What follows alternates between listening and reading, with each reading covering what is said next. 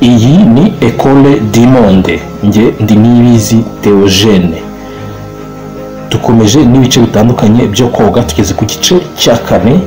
Igice cya kane abongereza bita freestyle cyangwa se crawl, akaba ari igice cyiza umuntu yoga agororoka umubiri wose, cyane cyane inda, amaboko, amaguru, kuko n'ibindi bice byose byo koga twagiye tubireba. Ntimucikwe rero, mukurikire iyi video nabyo muraza kubimenya.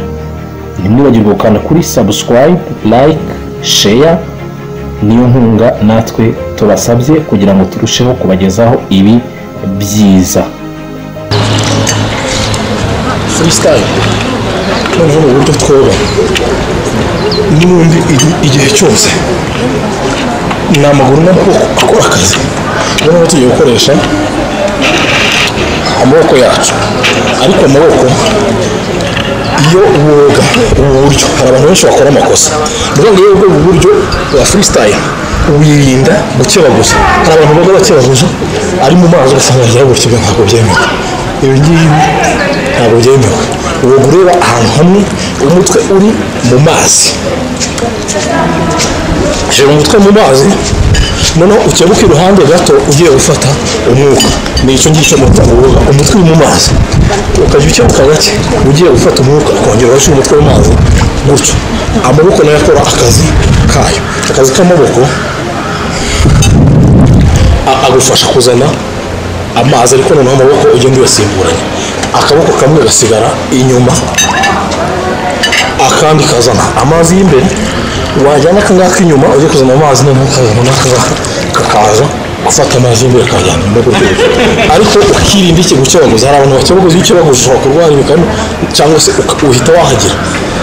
Ni ukuvuga ngo icyo abantu bagomba kwirinda ni ukoga gutya. Iyo ntabwo byemewe uhita unanirwa, aho ureba imbere ukebuka gato cyane ugiye guhumeka gusa, kwinjiza umwuka ukongera ukawugusa ukawuhumeka mu mazi.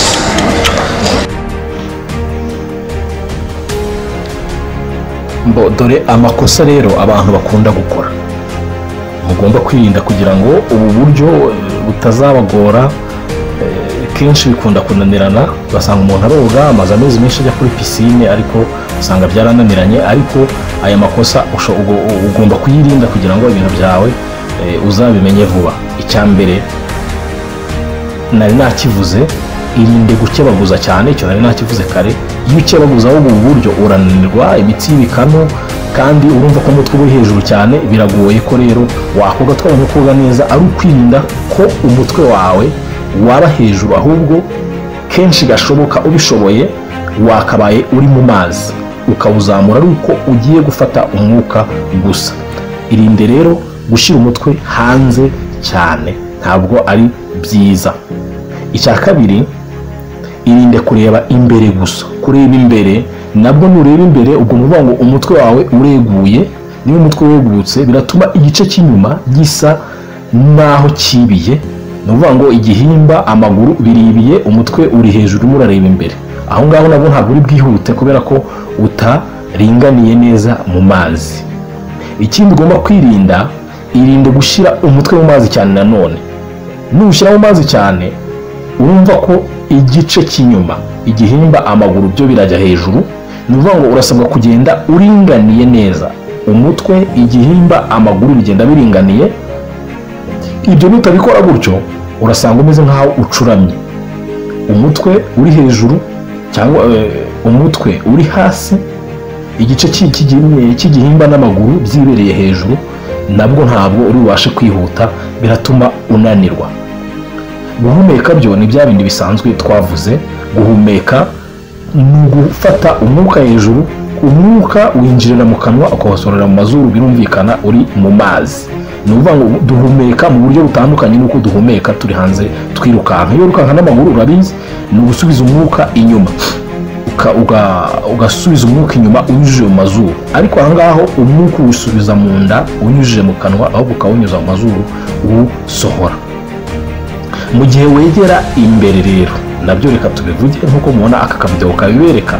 Mu kwegera imbere reba amaboko yawe, ntabwo ari ukujugunya amaboko imbere, oya, akaboko kawe ushyize imbere, urutugu rurajya kwegera umutwe. Ni ukuvuga ngo uregeza akaboko imbere n'umutwe uburyo bushoboka bwose. Urutugu n'umutwe birajya kuba nk'ibyegerana ariko ntibikoraneho. Akandi kaboko urundi rutugu rusigaye ugashyire inyuma, inyuma nako karambuye. Noneho mu gukurura ya mazi y'imbere uyakurura mu nkokora, washyizemo byibuze dogere 90, sinabyibuze dogere 90 bareba. Noneho n'ak'inyuma mu kukagarura ujya kuzana y'imbere nako ugashyiramo za dogere 90, kandi umutwe ukaba kenshi nyine uba ureba ahantu hamwe. Ibi kumwe nakubwiraga rero, ugomba kwirinda kureba mu mazi cyane no kuvana umutwe cyane. Mbese ni ukuvuga ngo bariyeri y'amazi n'umutwe ubundi byagombye kuba ku izuru kuri rinete. Niba wambaye rinete, aho ngaho niho amazi agomba kugarukira igihe uvanyemo ugiye guhumeka gusa, ntuvanemo cyane. Kurikira izi video, ibindi bizizana biroroshye. Ubu ni bwo buryo bwa kane tugezeho, crawl cyangwa se freestyle. Nizere ko uko mwakomeje kubireba, kureba izi video hari icyo byabunguye. Uzazirebe kenshi, uko byagenda kose bizarangira umenye ko ugahereye kuri etape ya mbere kugera ku ya nyuma. Ntimwibagirwe gukanda kuri subscribe, share, like kugira ngo ibi byiza bizakomeze bibagereho. Iyi ni Ecole du Monde Bar Niyibizi Theogene.